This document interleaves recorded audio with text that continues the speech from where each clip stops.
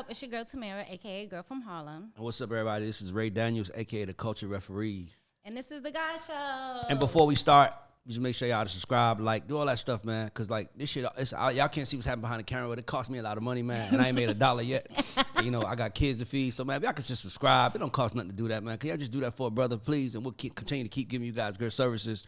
But in the meantime, I got a motherfucking legend. I don't think people know he's like one of those child prodigies that of hip hop, Southern hip hop. I remember when I first came up, you know, if you had that, listen to this track, you was like, I mean, you was doing something. Doing something. We got our brother, fucking legendary producer. I feel like Atlanta claims him, but the thing I like the most about him is that he still claims where he's from. So he kind of one of them guys that's smart. He let Atlanta claim him, but he still represents Memphis, motherfucking Tennessee. We have my boy Drumma Boy in the house. Let's give it up for Joe Boy. Yeah, boy, what's happening? Man, thanks for coming, man. I appreciate you coming. And let's get into it, Tamara. Let's go. All right, so like we already established, you're from Memphis. So being from Memphis, do you feel like you had to prove yourself coming in? Like the music industry has always been pretty New York dominated and recently Atlanta dominated. So do you feel like Memphis is still trying to prove itself as a powerhouse in the music industry? I mean, from anything that you do, you got is proven results. So, you know what I mean? Whether you want to be a doctor, NFL player, NBA, executive, A&R, whatever it is, you're going to have to prove yourself. You're going to have to put up points. And to beat a man, you got to beat the man. So, you know what I mean? I've done that time and time again, repetitively, consistently in my city before I was even in Atlanta. You know what I mean? Came up doing a lot of music with Yo Gotti, 3-6 Mafia, Gangsta Boo, Endo G, Prophet Posse, you know what I'm saying? Gangsta Black, Player Fly. A lot of legendary guys out of my city. And, you know, when I was coming up, the underground scene, everybody was like, man, the underground Memphis, the underground scene, the underground. And, you know, even to see 3-6 Mafia, you know, do an album like the most known unknowns, like they was gods, you know what I'm saying, in my eyes. You know what I'm saying? Still and just coming out. Yeah. It's like we coming up in Memphis. These the guys. These the OGs. These is, you know what I'm saying? Ain't nobody bigger than Ball and G 3-6 Mafia. You know what I'm saying? So excited. Period. You have a Listen, I want y'all. I feel like I gotta do this, man, because I want you to go, but I need you to understand something. So I'm gonna give y'all a little history on Atlanta, right? So I moved to Atlanta in '91, right? When I moved to Atlanta, the hot shit here was Kilo, Raheem the Dream, Shadi. You know, Atlanta was known for booty shake music, right? We was known for like booty shake, like we was almost like Luke Jr., right? Luke Skywalker, you know, for real, and then 1993 happens. And when 93 happens, 8Ball and MJG dropped this album called Coming Out Hard. And that shit changed my entire fucking life. Yeah. No, bro, I want you to understand something. I was 10, bro, so it changed my life. Bro, It's that, like, I mean, that's what we and came let me up tell you to. the crazy part, when I listened to that shit, and I'm like, and he was like, and you hear this shit, and I'm like, how the fuck was I 13 listening to Tight Grip on the Tech 9? Now it's time to creep. And it was like, nigga, we was like, dog, they was talking about, all they talked about was pimping. So let me get back to that. So 93 drops, Coming Out Hard comes out. So now Atlanta kids, they go from listening to Kilo to listening to Coming Out Hard. And then here comes, nigga, my favorite rapper if I had an underdog list, my favorite rapper is Player Fly. So now we listening to Player Fly and the nigga had his daddy singing on hooks and shit. Like, like he had his daddy singing on dog. Player Fly, Player G, Crown in me. And he sounds like a daddy, by the way, though, right? Oh yeah, like an uncle, like somebody's uncle. He sound like he's somebody's daddy in the room. Like I could say, he sounded like a church singer, but he was singing street shit. Do you mind if you and me? And all they was singing about was drugs, right? Like getting it on. Yeah. Like it was his daddy. So it's crazy. Yeah. So now this is important. This is history because I want to throw it to Drumma, but I want to give you context. So. And anybody know I stand on the mountain and say this. I've always said this. So now 8Ball MJG drops. So now we listen to 8Ball MJG. We listen to Player Fly. We realize that Player Fly used to be down with 3-6 Mafia. So 3-6 Mafia and Player Fly is beefing. And then that's Player Fly dropped Triple Bitch Mafia. And then we listening to fucking Squeaky and the Family. And then we listening to all of this shit. And that, mind you, the whole time Atlanta is like, cannot no player. We was rapping about like partying and shit. And then I say, here comes T.I. and T.I. is a child of Memphis rap, which Gucci, these guys changed the whole trajectory of hip hop. And Atlanta really became like what Memphis was. Like Atlanta hip hop scene is what it is because of Memphis, Tennessee. Now I've always said this because that's why if you pay attention to the music being sampled the most right now, it's all Tennessee shit. Memphis shit, like, you know, and Isaac Hayes, like, it go back to Stax, it go back to Al Green, it go back to, you know, just so many legends before us that was, you know, a part of the Stax movement. You know what I mean? And it was Stax and Motown. You know what I'm saying? And just the elevation from when I was 10, Ball and G coming out hard 93, and just seeing 3 6 Mafia do their thing for the next, you know, really that whole decade. Man. You know what I'm saying? And coming out of that, you know, the young guys started coming up. So I moved to a neighborhood when I was 13 called Cordova, which is like North Memphis, and it put me in tune with Raleigh, and you know what I'm saying? I bumped into Yo Gotti. You know what I'm saying? So because I'm on the north side now, I bump into Yo Gotti. He doing this thing. Gotti put out a project like 97. You know what I'm saying? So that was like one of his first rap projects, 98, 99. Then we do the Life album. By the time I finished Gotti project, I started working with Tila. You know what I mean? And Tila was a part of 3 6 Mafia, Ball and G, Player Fly, that whole era. So Tila, J Prince, this is the first time I get a check from J Prince. I'm getting checks from all the bosses. You know what I'm saying? Go from J Prince to Scarface call me like, man, I need you on the May album. I do never. You know what I'm saying? By the time I get to Atlanta, first rapper that I worked with here in Atlanta was Pastor Troy. You know what I'm saying? 4,000 a beat. Hold on. But then he did. People, I always said Troy, don't no more playing GA it's an Atlanta classic. But Pastor Troy, best record, you did. Make them get their money right. Pop that pussy, baby. Make them Show get them, their nigga, money you right. ain't scared of here, nigga. Come on, strip club anthem. I'm 19. I ain't even old enough to get in the strip club. That's crazy. You know what I'm saying? And I remember seeing Lil Jon back home. Shout out to Lil Jon. You know what I'm saying? When the Crunk music really was like, you know, because 3 6 Mafia was a part of Crunk. You know what I'm saying? And John just took Crunk and put it on the map. And it's the same thing for trap. Trap was a location. Yes. Before it was a genre of music or anything, like I called my brother, where you at? I'm in the trap. I bet. We know that's behind the Dodge Chicken Store. If you ever been to Memphis, Elvis Presley, the Dodge Chicken Store, right behind that motherfucker was the trap. Crazy. So you know what I'm saying? Like these were locations. I remember when Tip came to Memphis performing for the first time, opened up for 3 6 Mafia. Crazy. You know what I'm saying? And at this time, Gotti heavy in the street, but it's underground. So only local Memphians really up on it. Might be a few people in Atlanta, might be a few people, but again, same thing John did with Crunk and put it on the map. T.I. did that with trap. Only advantage that Atlanta had, to me, only advantage it had was it was a geographical advantage. So it's like when you think about the South, you think about, you know, Texas, but it's 2 cities in the South that really are like their own cities, and it's Atlanta and Miami. Like Plies from Florida, but Ross from Miami, right? So it's like Memphis, they just was like, dog, you go to the club in 1996 in Atlanta, you gonna hear Kilo Ali, you gonna hear, that's what the shit that the bitches gonna shake their ass to, the chicks gonna shake their ass to, and then the shit that the niggas gonna turn up to was, lay it down, lay it down. It was all Memphis shit. I'm telling you, I just feel like Memphis don't get nowhere near the credit they deserve. Y'all niggas really built this shit. Oh yeah, and we got a culture. So, you know what I mean? Our culture, I think, more than anything, our dance, the way we talk, the way we say man, our slurs, our slangs, and Gucci mane, just the juking, and you know what I'm saying? Like, ain't nobody else doing juking but Memphis. That's us. Yeah. You know what I mean? And certain words that man say, man, you know, it's a lot of pimp cities in general gonna gravitate to that because a lot of people move to other cities. A lot of people from Memphis moved to Detroit. A lot of people from Memphis moved to the Bay. A lot of people moved to Oakland, you know what I'm saying, and to DC. You know what I'm saying? A lot of guys moving around Chicago. You know what I'm saying? Look how many Memphis niggas went out to Houston. Yeah. Just Ball and G, Tila, all the player shit. So, you know, we been influencing this Memphis slang and this vocabulary everywhere we go. You know what I'm saying? And I think it's been intertwined into other cities. But people know our culture. People know what we stand on. People know. Except for New Yorkers. She didn't know that. Did you know that? One of my best friends is from Memphis, so I'm kind of a little familiar with the scene. But that leads me to my question, because my introduction to Memphis music was kind of through rap beef. So do you think that rap beef kind of overshadowed some of Memphis's like kind of? What rap beef you talking about?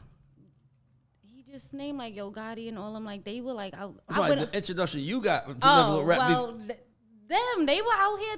I wasn't into like.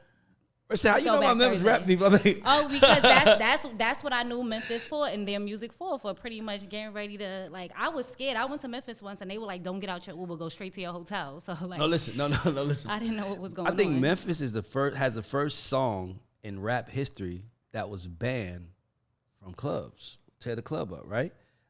That's one of the biggest ones. You know, I don't know what was the first. No, let me tell you something. Let me tell you my story in Memphis. I'm at a party. By the way, I don't know if people know this. If anybody know ATL Pix is, yes. ATL Pix, his name Prince. He from Gobby Road. He from my hood. He lived in my apartment complex. Prince threw a party. So, you know, in Atlanta, Atlanta in the mid-90s was an interesting city because it was like kind of like booty shake, but it was still street kind of. And I remember being, you know, we having a good time, dancing in the kilo, all this shit. And then the nigga drops this record. Nigga, y'all niggas ain't no killers. Y'all niggas some hoes. Y'all niggas ain't. And nigga, it was like the biggest brawl broke out. Memphis music used to make Atlanta niggas fight. Nigga, you know that, right? That shit was everywhere, though. Everywhere. It was just fight music. I know Atlanta nigga, when Memphis music came on, nigga, we were fighting. Because it brought the stunt out of you. And there's always some niggas across that you want to stunt on. Or it's always something that's like, you know what I mean? It's some kind of, you know what I mean, jealousy or, you know what I'm saying? I never really liked it. And then your song come on and you on the liquor too, popping bottles. Oh, and the motherfucking girls in your, you stunting on somebody. Oh, no, nigga, let me tell you something else. I gotta tell Joe, I'm sorry. I remember I was on a promo run, my first artist. You know, you come to Atlanta, nigga, they gonna give you a bottle. Mm-hmm. Give you a glass of liquor. Then went to Memphis, nigga, everybody had plastic. Like, they was giving pictures of beer and shit. Yes, like, I'm like, so I go to the DJ and I'm like, yo, why the fuck is everybody, why? He said, oh, nigga, we can't have glass in here, nigga. Nigga, it's gonna be a war. The plastic, we know they ain't gonna break the plastic. Breaking bottles and then sticking like all kind of before they break. That was the first time in my life I ever seen you can't have glasses, actual physical glass in the club was Memphis, Tennessee. So I think that kind of proves my point that Memphis, like, music is kind of rooted in, like, beef. Is it, like, I don't know. It's not rooted in beef. It's just, like, don't nobody like each other. You know what I'm saying? So it's simple. Like, North don't like South. East ain't getting along with West. Like, you know what I'm saying? It's just a whole bunch of, you know what I'm saying? Is that the one thing you would change about Memphis music culture? That's one thing I have changed about Memphis. Like, when you do your history on me, I'm the unification process of Memphis. Yeah, welcome to my city. You like the child of Memphis. Like, real talk, you are the child of Memphis that brings everybody together. Because and he was also the kid that we all knew was new in the city, that Memphis niggas made it known, don't play with him. Yeah. That's our guy. That's because I make sure everybody eat. And I, you know, I can't speak on everything, but, you know, we make sure people straight. You know what I'm saying? We make sure people safe. You know what I mean? And I instill education. I instill the business. 10% of this is talent, and a lot of guys just don't know the business. You know what I mean? And they left out. They talented as hell. Ain't nobody really teaching them the business and whatnot. That's why I love Wendy Day, bro. Wendy Day was in Memphis, Tennessee. The cheat code. She was giving us the cheat code from the beginning for free. At University of Memphis. You know what I mean? Shout out to Wendy Day. Shout out to Wendy Day. We need her on the show. That's my baby. That's one of my best friends. Love Wendy. Man, Wendy would be at the University of Memphis doing seminars, teaching producers what publishing is, teaching producers what split sheets are, teaching producers how to register their music, teaching artists, songwriters, and just people in the music industry, period, you know, how to get, you know, established, you know what I mean, with your work, with, you know, making sure your music is copywritten, whether you're a producer or artist or songwriter, whatever, or just all of the business tactics and the music business. Wendy was teaching that for us. You know what I mean? So we got a lot of that education from there. You know what I'm saying? And, you know, one of the biggest songs I did on Gotti, when you see me shout it, pop your collar, then you holler, that's what's up. What up, drummer? Hey, what up, mama? He beefing with 3-6 Mafia on the record. 3-6, my niggas. Like my brother. 3-6, I didn't know that. What up, 3-6? I know you don't like me, but fuck you. You know what I'm saying? So, and this a record that I produce. Same thing when I do what up? So how do you hey, stay what's out happening of for Tip? And he beefing with Shawty Low. This is my nigga. Yeah. How do you stay out the middle of the Man, I'm just a producer? Or when you understand that you got a problem with somebody, that problem was with that person. You know what I'm saying? A nigga ain't never came to me about no working with another person. Like, that's some hoe shit. That's some girl shit. So if you ever did come to me about that, it just showed it, you know what I'm saying? It just showed the girl, it showed the emotional side of you, because anything that you got a problem with, you're going to step to that problem. you're going to step to them and look them eye to eye and figure out what it is that y'all can and what the differences is and whatnot. You know what I mean? So it ain't got nothing to do with me. I'm just a dope boy. Yeah, you often talk about like having good business practices. Like you talk about making sure you get your music copywritten. I know you said that Wendy Day was one of the people who taught you that, but there's always stories about people either remixing other people's beats or selling the same beat to someone. So how did you get your good ethics in learning how to navigate through the business? I mean, Wendy Day, you know what I'm saying? It's like, I don't know. I'm a musician first. So I ain't never had to re-rock the dope. You know what I'm saying? I ain't never had to like act like that's almost like counting money, like Chris Rock counting 100 and then turning the money over, counting it again. Like, damn, just make another 100, nigga. Like, you know what I'm saying? When you really doing what you supposed to, you ain't got to fake. But you also had a big brother who was a legend, who is a legend that yeah, the whole you know. city loved and united around. Like Drumma was like the prodigy.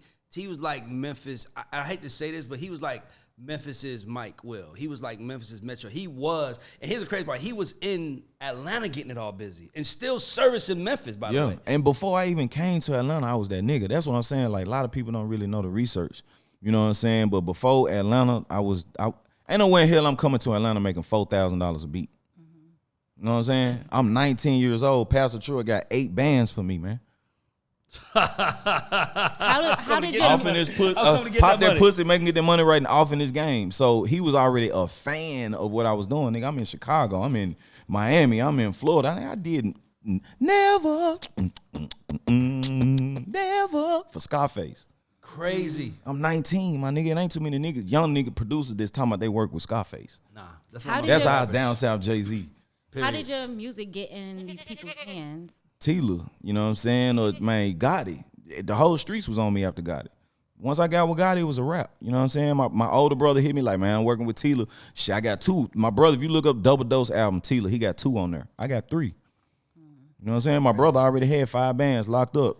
Man, they called me last minute like, we wrapping up the album, man. My little brother got some shit too. That's why I love, man, Insane Wayne, R.I.P. Big Bro, because he was always just, man, my brother. Yeah. My little brother got some too. I pull up on Red Boy, Anzel Jennings, man. Shout out Red Boy. You know what I'm saying? Jay Prince, they like, shit, play something. I played 5 beats, end up with 3 on Tila album. That's $7,500. I'm 16 in high school, $2,500 a beat. What you was riding? You know what I'm saying? What you was driving? I had a 83 Cutlass, Sierra. I already know. You know what I'm saying? Old school. I had my granddaddy whip. Like, you know what I'm saying? Beat the truck. Man, beating the truck. I'm getting it done. You hear me? You know what I'm saying? And man, I remember going to Houston one time to get the money. And Jay Prince had like 30 grand on the table. Like, man, I want to sign you to rap a lot. Da da da da. I was like, man, Gotti got 12,000 waiting on me when I get home. I got Troy with 8,000 waiting on me in Atlanta. So it's like, man, I can make this right here on my own. I ain't finna be signed. I ain't never want to be signed to somebody. I was like, I got my own squad, drum squad, and it came from the root word Drumma Boy. So, I always been independent and building my own shit up. And that's when I started earning respect. Jay Prince was like, man, I fuck with you. You know what I'm saying? And every time I go to Houston, he has shit laid out for me. We support his community events. We go meet these other artists. I'm bumping into Slim Thug. I'm bumping into Kiki. You know what I'm saying? I'm doing all the radio promotions and whatnot. And that's why Houston is like second home. Yeah. All the Pimp City, Chicago, second home. You know what I'm saying? D.C., second home. Atlanta, the Bay. And we out in Oakland. Like, you know what I'm saying? Just that camaraderie. You know what I'm saying? The birds that feather flock together. So I like that. You were one of the founding, well, I like to look at it as one of the founding producers of trap music, right? So what was that transition from like Crunk music, because that's what was big in Atlanta before trap music kind of take over, to Trump music? So how did you get ahead in your influence on that? Yo Gotti. Oh, Yo Gotti. Yo Gotti, man. Yo Gotti, the first trap rapper I worked with, period. And his music dates to 97. Period. First album he dropped 97. Come back 98, 99, 2000. Life album was his second album. And me, Drum Squad, I did 4 tracks. My brother Insane Wayne did 4 tracks on the Drum Squad, and I had a producer named Swizzo on the Drum Squad at the time. He did 4 tracks. So one of the biggest songs, Shawty, I got white, Shawty, cheap price, Shawty. That's what got him his deal at TVT. We did that song. Crazy. You know what I'm saying? When you see me Shawty, pop your collar, then you holler, that's what's up. That was on Back to the Basics. You know what I'm saying? The following album after Life album. So this when I got to Atlanta, Jeezy was a fan of me and Gotti. Yeah. That's first thing Jeezy told me. Hey, nigga, boy, that shit you and Gotti on. Because Gotti was talking white. Wasn't nobody else rapping about white. Yeah, like, yeah. you know what I'm saying? Was. I'm talking about, see, this the period when trap rap came, it was real dope boys. You couldn't fake or flodge or not be really about this shit, and you weren't living this shit. Say that shit. You know what I mean? Again. So before I even got here, you know what I'm saying? I'm Serious ain't come out to 2001. Mm-hmm. Gotti dropped 97. That's what I'm trying to tell you. Again, the first trap rapper that I worked with was Gotti. Yep. When I got to Atlanta, I was working with Pastor Troy, did a couple songs on Pastor Troy. Then we did Block. Mm-hmm. You know what I'm saying? Block was like, nigga, we need that trap shit. First song I do on Block, trap niggas. Yep. Jody Breeze and Jeezy going back and forth talking about trap. Then Jeezy goes solo. I Am the Trap, standing ovation. And you Like, like, you know biggest what I'm record saying? put on. You know what I'm saying? So that, like, this what I do. Then we got with Tip. Them horns, I ain't nigga. get with Tip until Paper Trail. You know what I'm saying? No, didn't we do the record with you? The record with him and Usher? You did that. I did it. My Life Entertainment. We did Yeah, that on Paper together. Trail. Yeah. Yeah, Rock City wrote that. Yeah. We was coming up together. Like we were being Atlantic writing sessions, everything. I probably got 50 Drumma Boy demos in my computer right now. Facts. So Yeah. so the beginning of trap for me, I can only speak for me, is Gotti. Yeah. Period. Then it was Jeezy. Then it was Gucci. And then it was Tip. As far as, you know what I'm saying, my order of how I work with them. You know what I'm saying? And, you know, it was Gotti and T.I. as far as the beginning. If you put them two on the Mount Rushmore, Gotti and T.I. the first two trap rappers. You just took it. I literally writing it down what you said. Like, I didn't want to miss it. Yeah. Tell Gotti me and if you T.I. had to give your five rappers. I don't want to do four Rushmore. Our show is top five. If you had to do your top five Mount Rushmore goats of trap, who would it be for you? Out the gate, again, Gotti, T.I., Tip, Jeezy, Gucci. And Got then one more. my fifth, as far as trap, would be Future. Because, you know, I come from that. Like, I remember being in St. Louis with Future, you know what I'm saying? And, like, I seen him elevate and come into what he was coming into. That's You fire. know what I'm saying? Like, and we both was sleeping on couches in St. Louis. We both was in Memphis making moves. We both out in Atlanta. We did a song, That Recipe. Shouldn't have shown me that recipe. You know what I'm saying? And man, shouldn't have put me on the track with Drum Squad. Listen to this track. You know what I'm saying? And then you gotta, you know, it's a tie because like you gotta throw Rose in there. So I would say between Future and Rose. Yeah. As far as the trap, you know what I'm saying, the trap rap. Man, see, I understand. Timeline probably Rose would bump Future. Yeah, because Future came later. But let me tell you something. Y'all don't understand. Drumma really, we came up together. Drumma really ran this shit. Drumma, you really ran this shit, bro. Like, and them fucking signature horns. Oh yeah. How the fuck you get that? Like, was that you? Like, did you a horn player? How you like? Man, the orchestra, man. My dad was in the orchestra, bro. Because your shit was so musical, but it was ghetto as fuck. Yeah, that's because I grew up in the city of Memphis, so it's like this. You growing up, your pop in the orchestra, your mom in the opera, my mama heavy in the church. So you know what I mean. A lot of the church really taught people respect, and I think the fact that we don't have church as much now, you know what I mean, and you being able to see how Al Green was treating Aretha Franklin and Anita Baker and this person and that, like how people was getting along. Like, okay, mama ain't as famous with these people, but they treating her just like she just as famous as.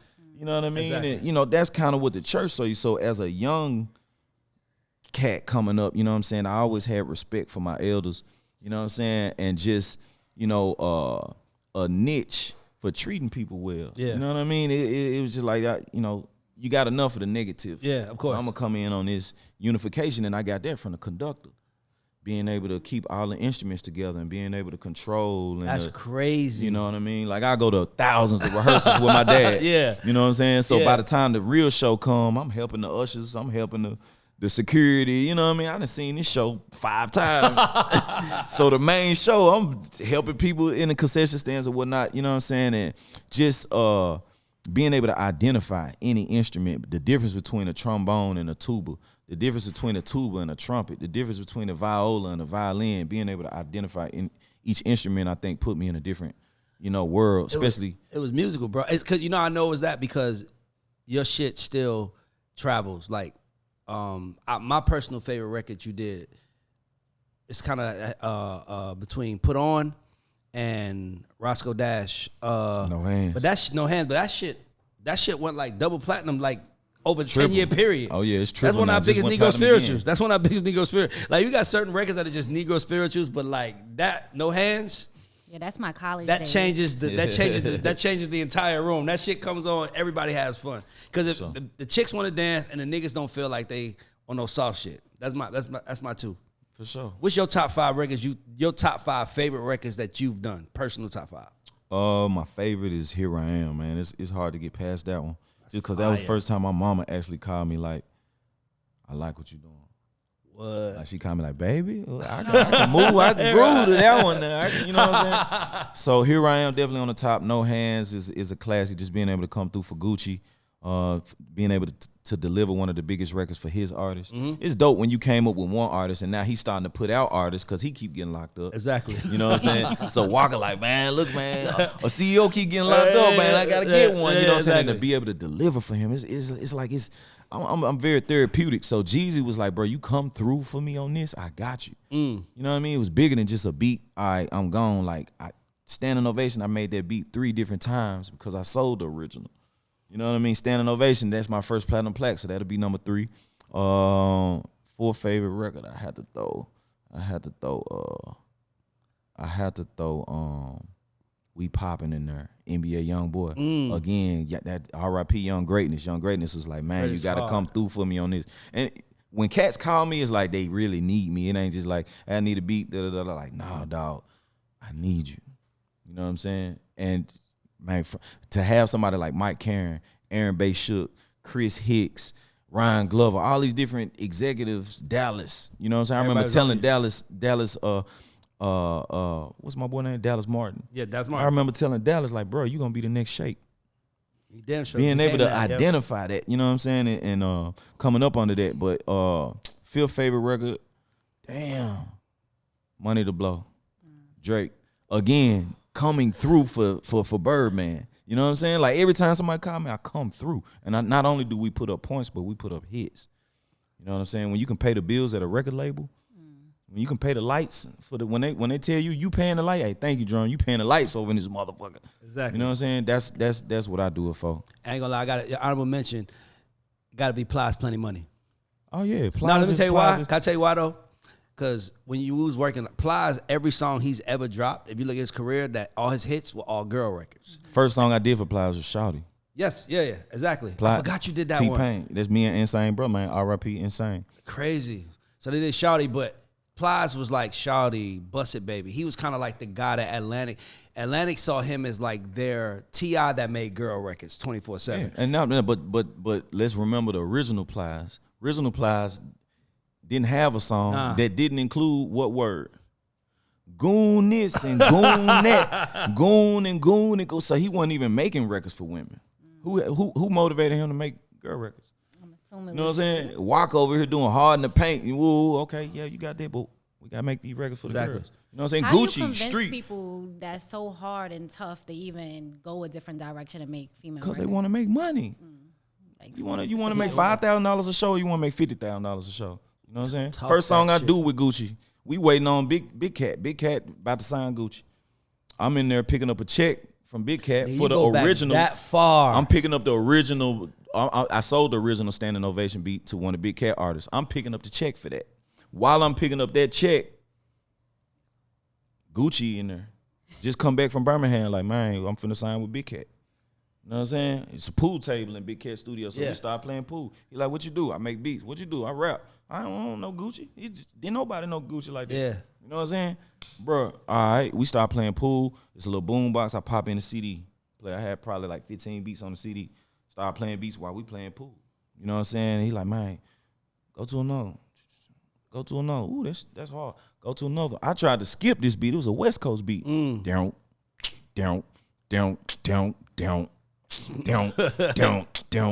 He like, man, keep playing it. We stopped the pool table game. Gucci go in the studio. First song I do, swear to God, it's a photo shoot, girl. It's a photo shoot. It's a photo shoot, girl. It's a photo shoot just off the rip. That's you know crazy. What I'm saying? It's like that took off in the club. And don't forget Rocco, I'ma do me. Bro, you really was breaking niggas out here, man. Man, it don't matter Bro, who you you ran sing. radio, we bro. still doing it. We still I'm saying, 2015, 16, they send me Migos. First song we do, Look at My Dad. Exactly. That's what I'm saying. Like, you really, like, it's hard. Like, some producers follow the flow and some producers create the flow. Yeah, You and that's been why a I creator said of the because flow, I'm a bro. musician, I can do that. I ain't never had to depend on samples. I ain't never had to depend on loops. My mama started out putting her womb to a spirit, so it used to be a nightmare to me that I turn that into beats. Like I hear beats in my head right now. That's crazy. You know what I'm saying? She put up, when you train your ear that early, you a kid, you ain't even born yet, but your ears is already alive. Yeah. You know what I'm saying? And if you put your hands over your ears, it sound like a black room or you in a womb. You know what I'm saying? Everything muted. I still have that, and I turn that nightmare into a dream. This nigga different. This nigga different, bro. know You what I'm saying? different, bro. So somebody need a vibe. It's like, if I can't bebop it, it ain't gonna be no hit in my eye. I gotta be able to bebop. I gotta be able to like a slow, you know what I'm saying? Yeah. Or whatever it is, and then bam, if I can get excited off of it, that emotion gonna transfer, and that emotion is what is contagious. That emotion is the synergy between making more people move. Just like how you immediately smile when I get to bebop or yeah, that shit got me turned up, nigga. Like, exactly. Exactly. You know what I'm saying? And then everybody go, ooh. Put and that when shit you down. put the flow on top of it, that's when everybody like, oh, or even when you start dancing, yeah. everybody crowd around and be like, ooh. It's almost like a fight. See, certain things people want to gather around and see. So when you was in high school, you see two people fighting or two people arguing or whatever, or somebody just stop and get to doing poetry or spoken word, whatever it is, that's gonna draw and attract. Man, you got to do an album, bro. I mean, but like you really got to go to Memphis. As I'm listening to, I'm like, see, bottom line is what I'm not. This media, this ain't me. Like he know me as an executive. We've been in the trenches, bro. You really need to go to Memphis and like find the 12, 13 hottest young chicks. We just niggas, did and that. just- Welcome to My City, Volume 4. Welcome to My City, Volume 4 was the unification process of Memphis, which is the first project I did, 2010. I started rapping and put Gotti on the song. I did Every Chance I Get featuring Gotti. Volume 2, I come with Welcome. I introduced put Player Fly, Young Dolph on the same song. You know what I'm saying? And that was where a lot of people started getting familiar with Dolph. Welcome to Dolph World, and a song I did called Welcome. Bam, I brought Junior Reed to Memphis, bro. You know what I'm saying? Yeah. From Kingston all the way to Memphis. My first video on MTV rapping was Round Me. Yeah. Featuring 8 Ball and MJG and Young Buck. You know what I'm saying? Volume 3, bam, we did it again. Volume 4, like go listen to who we got on that motherfucker, man. Big Boogie, you know what I'm saying? Juicy Fruit, you know what I'm saying? That's Fast crazy, Cash Jizzle, man. you know what I'm saying? The Go Boys. I'm saying them niggas, You know what dog, I'm they, saying? I'm Trey saying, Haitian, bro, J you- Man, like we got 20 tracks, man. The High got Crunchy Back, Lil Chat, Gangsta Boo. You know what I'm saying? Like everybody on the project get dropped 11-11. So if you ain't familiar, you sleeping on drum as usual. But go listen to Welcome to My City Volume 4. Nigga, that's crazy. We got 7 videos out there for you. Nigga, that's crazy. Nigga, you the flow, man. You know what I'm saying? And we already working on Volume 5. I just performed at the halftime at the Memphis Grizzlies. The day the project dropped on 11/11. You know what I'm saying? We did a song that night, Duke Deuce, ATM Rich Baby. Shout out to ATM Rich Baby. ATM Rich Baby is Skinny Pimp's son, by the way. You know what I'm saying? I'm about to get in with Crunchy Black's son. He got a son going crazy. You know what I'm saying? I don't want to say too much, man. You know what I'm saying? But shout out to Set. Shout out to TP Stacks, Money 2 Times, man. Everybody on the album. Big homie K-Dog, my artist. You know what I'm saying? Out of Memphis. You know what I'm saying? If you ain't familiar with my artist, go listen to his first project, Certified Youngin'. You know what I'm saying? Like you gotta do your research. I be dropping too much shit. Like Yeah. my catalog too extensive. Yeah. It'll tell you'll fall asleep at night reading my discography. Cause you ain't gonna be able to make it through that whole motherfucker. No, that's right. Is there a difference in the way you make music now from when you first came out? Like I seen something where you said sometimes you would ask people to send you the song a cappella and then you would make the beat. And I've never really heard of that being done before. So just explain that process to me a little bit. Yeah, like I take acapella. So I would do that when I first started. So when I was like 13, 14, my brother would give me some homework, be like, man, see if you can make a beat harder than this, the original. You know what I'm saying? And that was just how we started making beats. So I would take, back then you had CDs and tapes and whatnot, and they would put out the acapella version. You know what I'm saying? So you'll have the instrumental, you were able to sample the acapella into the MPC and then see if you can make a beat harder than the original. So once I started mastering that shit, niggas would be like, damn, take the vocals off, I want that beat. Exactly. Take the vocals off, I want that beat. One of those beats was make them get that money right. Pop that pussy, make them. Like I made that beat to a whole nother acapella. You know what I'm saying? That shit so and classic, then had bro. that beat for Pastor Troy, and it just Hey, I was at Pastor Troy's show the other day. We was at a show. This nigga does No More Playing GA. He did vice versa. And he was like, I'm out. And then everybody's like, nigga screaming, if you don't do that, motherfucking pop that. Nigga, if you don't, nigga, that shit dropped. That shit went crazy, nigga. hell yeah. And again, I ain't gonna lie, like, And that shit wasn't even up online for a little while, bro. Like, you know, I don't know what was happening with that record, but you couldn't find that record. You only could find that record for a hot because minute it on came YouTube. out on DSGB, and then whatever the Universal deal Yeah, or that shit was whatever. only it on went YouTube. down. Like, you couldn't, like, I remember being on a promo tour in Charlotte, North Carolina, and that shit came on. And I remember, like, you know, we from Atlanta. I'm like, I ain't never heard this shit. And they was singing it word for word. I step in the club, getting motherfucking loot. And it was like, what the fuck is this? And then I'm like, and then you know, this before Shazam, so you got to go to DJ. Like, what the fuck is this? That's Pastor Troy, nigga partner. I went looking for it. You could not find the song. See, that's the secret for me in Atlanta. The secret to anything getting the niggas is the women. Mm-hmm. You know what I'm saying? So I wasn't even old enough to get in the strip club, bro. And when I was in the strip club with standing ovation, and especially when White Girl came out, Jeezy, I'm 21. A lot of strippers like, damn, you Drumma Boy, damn, you Drumma Boy, damn, you Drumma. I request your music on my set. I request my music. So that's when I even started getting hip to, damn, okay. That's why I'm at. Strippers requesting my music on their set. Like, they want to dance. Yeah. They want to get their money, but they know they going to get more money when your they in shit that vibe. yeah. When they, not even my shit, but they choosing my shit. Yeah. But she want to feel 100% good. She want to feel the best she can when she on that stage. You know what I mean? And she want that money to be. So half of the money, like when you in a strip club, most niggas gonna throw money, not just cause she a bad, she dancing, it's gonna be the music. Ooh, this my song. I can relate to this. And what I'm seeing and hearing in the song, I'm seeing on the stage. So it all coincides, you know what I mean? And man, when a female broke that down to me, it just made me start channeling that format. Nigga, Like, your money all was in my the club. music gotta be right here. If I can't please the strip club, I don't want to make it. If your music was in the club before you was. Like, I'm talking about juice. We did juice. Make your juice box wet. Exactly. Wet. Like, one of the first songs I did for Gorillaz, Lost on the Road. You know what I'm saying? Who knew Lil Wayne was gonna get on that? Crazy. Money to Blow sat on the internet for a year. The beat? The song, Drake, the hook, the first verse. You know what I'm saying? We did that joint at Hot Beats. It leaks on the internet. You know, a lot of these engineers at different studios would leak records after a year or two. And Birdman hit me up out the blue like, say Lil. Say Lil. Hey, I'm gonna put a little nephew on that motherfucker. I'm gonna put Lil Wayne on that motherfucker. And we gonna, you know what I'm saying? Exactly. Send me your bank account. Nigga, this the first. Birdman and Rick Ross, the only two cats that didn't pay me under 20 minutes after they called me.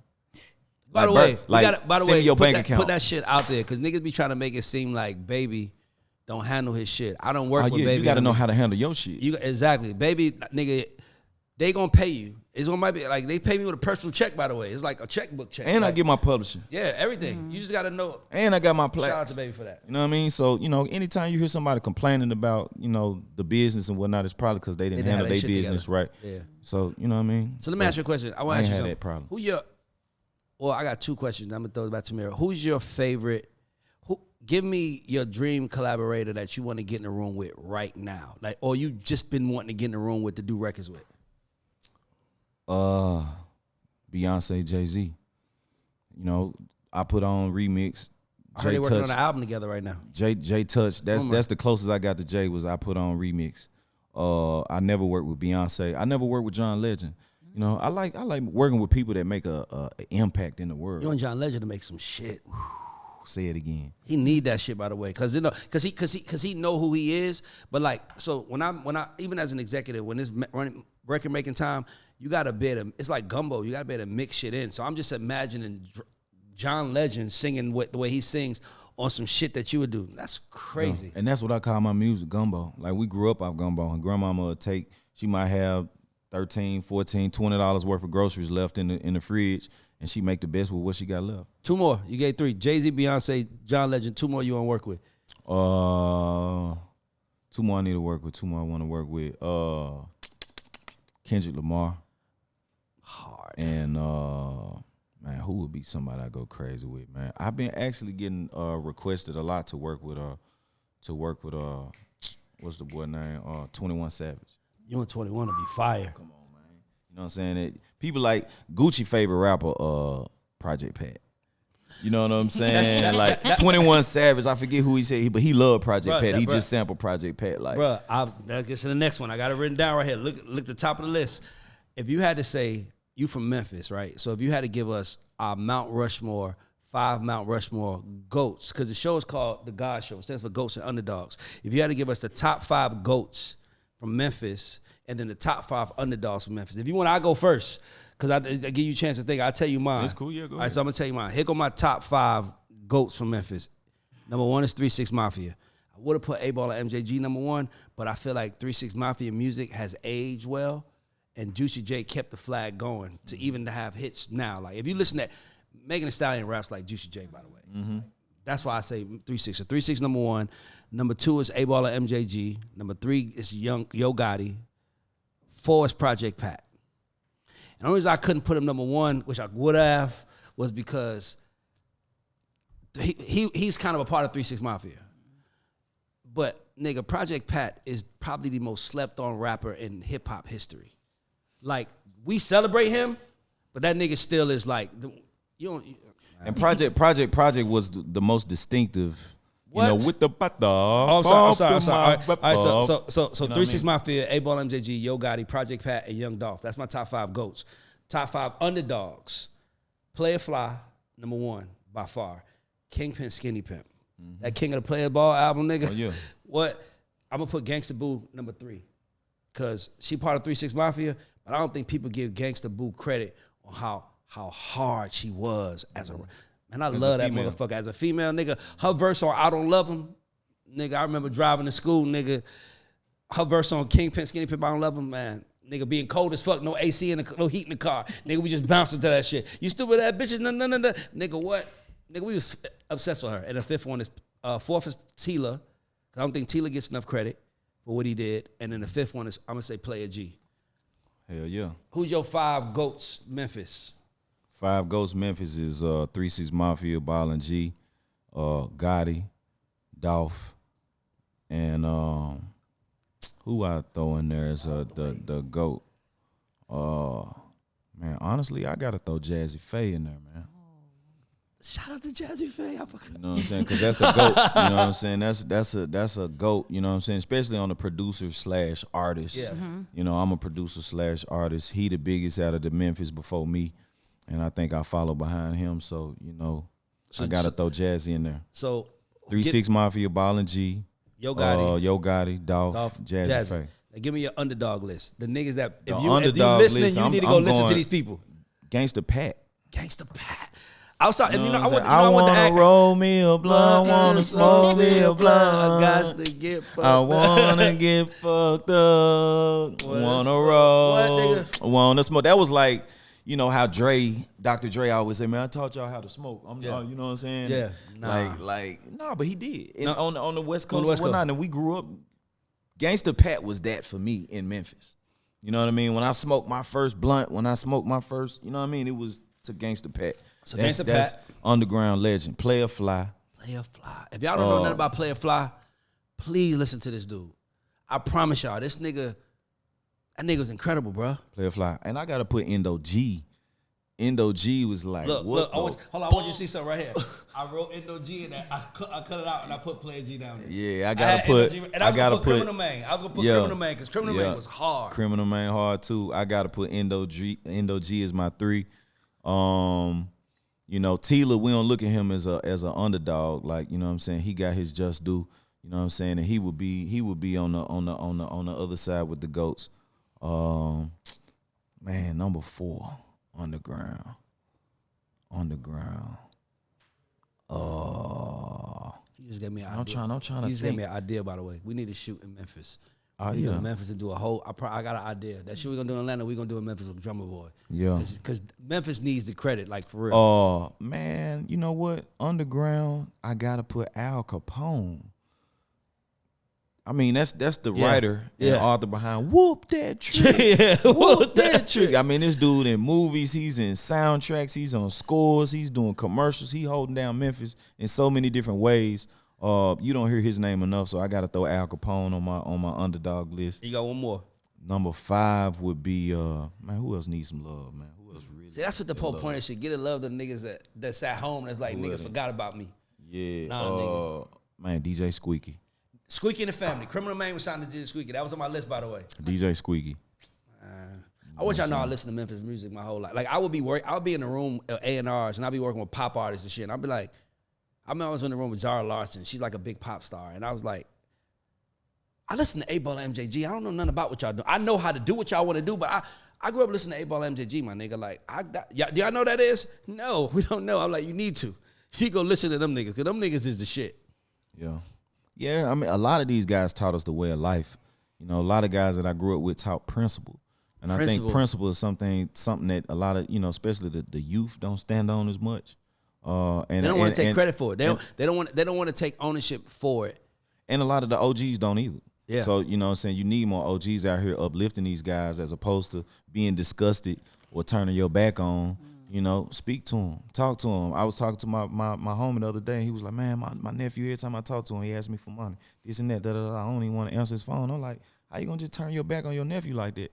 He might need some time, my nigga. Exactly. You ain't got to worry about sending the cash app every time he hits you. But you know what, bro? FaceTime me.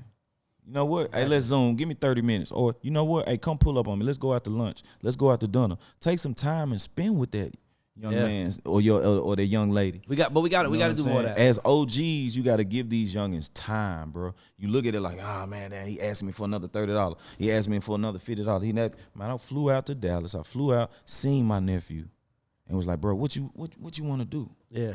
What do you love to do? Yeah. What do you have a vision for? Yeah. You know what I'm saying? How can I help you with your vision? Yeah. You got to talk to these guys because they got a lot going on here. But sometimes you abort that mission for that quick little, that you know what I'm saying? We got a job over here, shit. We finna go rob or run down on these niggas and now you get caught in some whole other shit.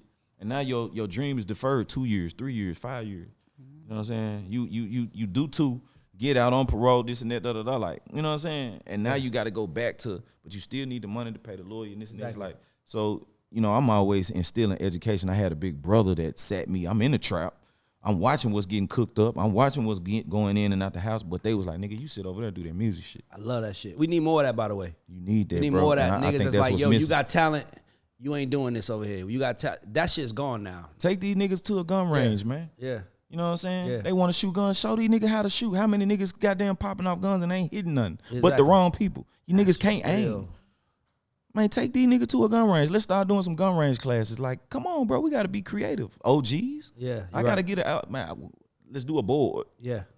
Yeah. You know what I'm saying? For us and by us. Fubu did it. Yeah. With the clothing. Why can't we do that for young kids? Our community? Yeah, I agree. You know what I'm saying? Yeah. Ray Daniels, the Chris Hicks, the Ryan Glovers, the Drum Boys, the Squeaks, the Terry Rosses, all, you know what I mean? By the way, shout out to Squeak.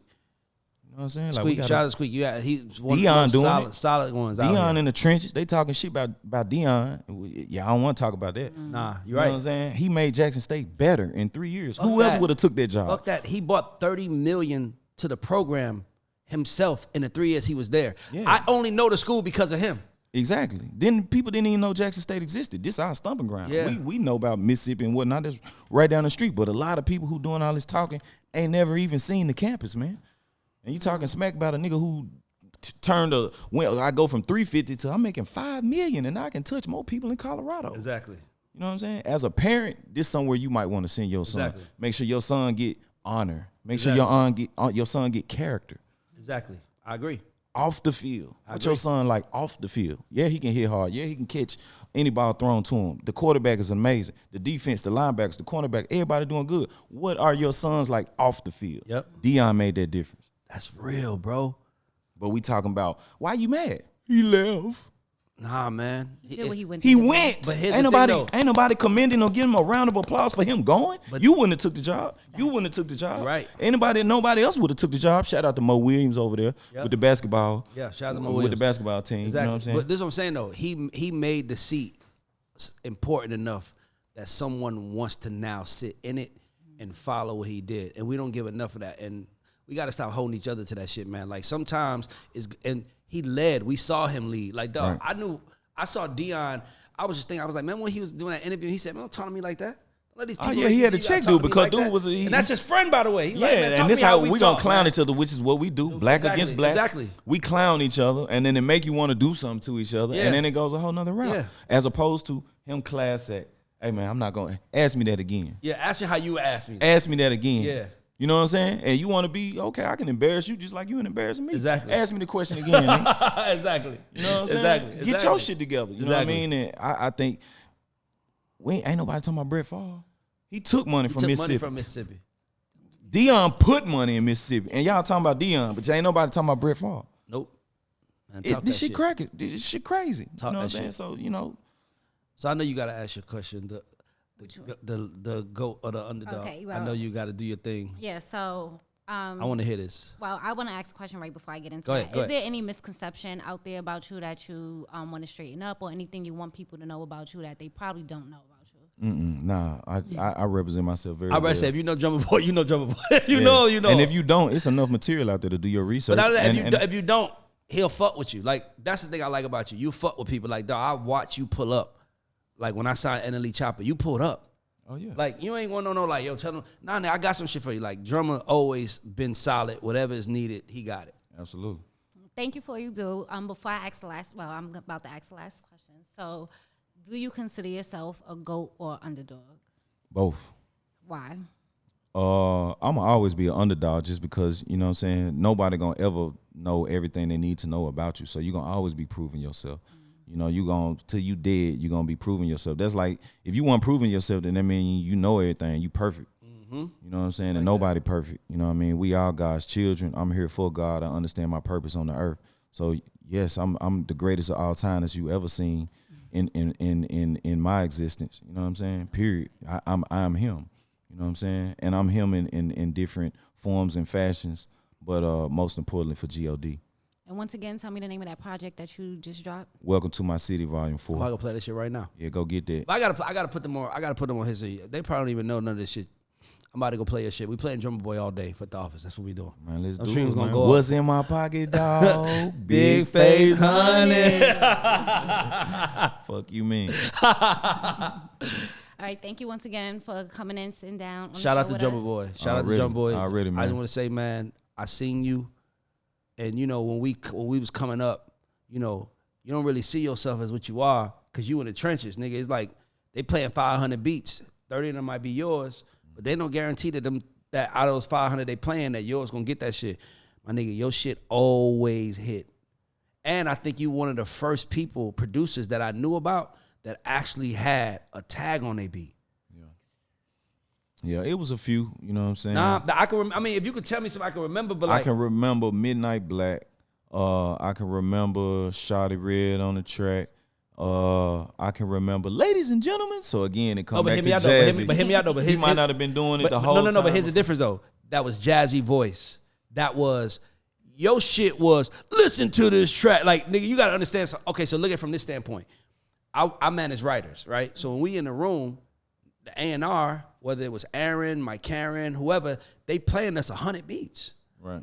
So you don't know who did. It wasn't like Jazzy had. Yeah, Jazzy put that sauce on at the end. Yeah. Nigga, when you hear a beat, it was like, and I remember getting irritated by it. I'm like, man, because it was like, I felt like they was only pushing your shit. Because it was like, another Drumma Boy beat, but it was like, dog, looking back on it, that's Teron was one of the first songwriters. He added right about now on every song. He ain't do it no more. But today is different because today you got to just have a relationship with an artist to be a hot producer, right? As long as you fuck with an artist, nigga, you don't even need, nigga, it's niggas out here that produce that don't talk to no label executives. And that's how it was for me from the beginning. Yeah. Like, I'm on all these albums because I know these niggas. You know what I'm saying? I'll be hitting up the manager. I'll be hitting up the A&Rs. Don't get no, you know what I'm saying? Exactly. But because I know Jeezy, I'm on Jeezy album. Because I know Gotti, these my niggas before the manager or the A&R. Exactly. You know what I'm saying? They assign new management, assign new A&Rs, and half the A&Rs of management couldn't get the artist to do half of the shit. That's why they put me in the studio with Gucci. That was the point I was trying to make. I was like, that's the point I was trying to make. Like, you couldn't, but you still was delivering through the A&R shit. Yeah. Right? You was delivering, you had the artist, but you still had all the execs playing your shit. I watched the run firsthand. Facts. And it's team ball. You got to understand how to, make it, not necessarily make everybody happy, but okay, I understand the formats of how to go through management. I understand the format of going through the A&Rs and executives and having that relationship with the label and delivering everything that they ask me to do. You know what I'm saying?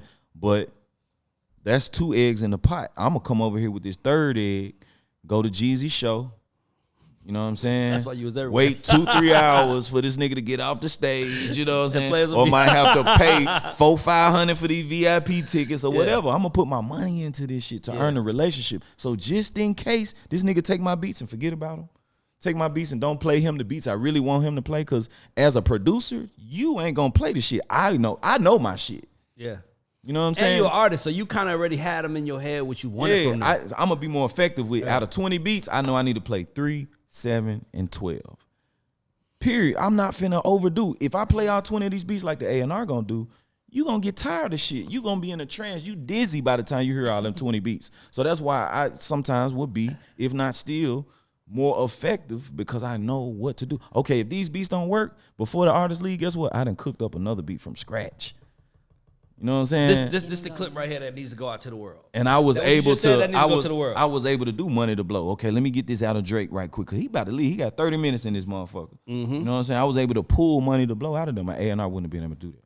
Shout out to Drumma Boy, man. I'm gonna call him a GOAT. You're a GOAT. I know you say Underdog, you GOAT to me. That's why I said both. But I'm saying, you say both. I love that. Yeah. I think that the whole mentality is that what I did yesterday don't matter. Only thing matter what I did today. But I'm going to acknowledge, nigga, you a GOAT out here. Man, appreciate it. Nah, nigga, you a GOAT out here, nigga. And you did it your way. I ain't never see you change up. This the same Drumma Boy I met in like 2007, 2008. Same. I ain't seen no different Drumma Boy. And I just want to tell you, I fuck with you. I appreciate you. And my nigga, I want to see you keep winning. Oh yeah, appreciate it, man. My brother. I'm gonna say this right quick. Like Russell Simmons, give me that motivation. He started Def Jam with LL Cool J, one artist. Look how many artists that Def Jam has pushed. Yeah. After LL Cool J. So man, salute to LL Cool J. This nigga hit me once a week.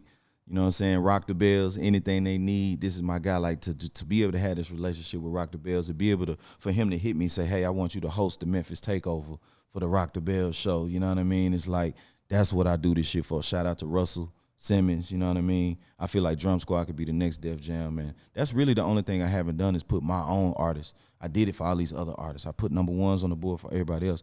Now we gotta do it for ourselves. So, you know what I mean? That's where the Underdog come from. Like shout out to Metro Boomin, Heroes and Villains, a crazy new album. Zay, Mike Will, 808 Mafia, ATL Jacob, all the youngins under me. You know what I'm saying? And it's like I ain't never signed to no label ever. You know what I mean? So having that label support as opposed to being able to do everything I done did independent, not one deal. Yeah. So, you know what I mean? It's still like the Underdog, nigga, and I'm not done.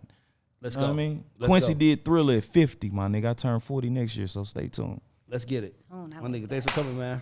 Let's get it.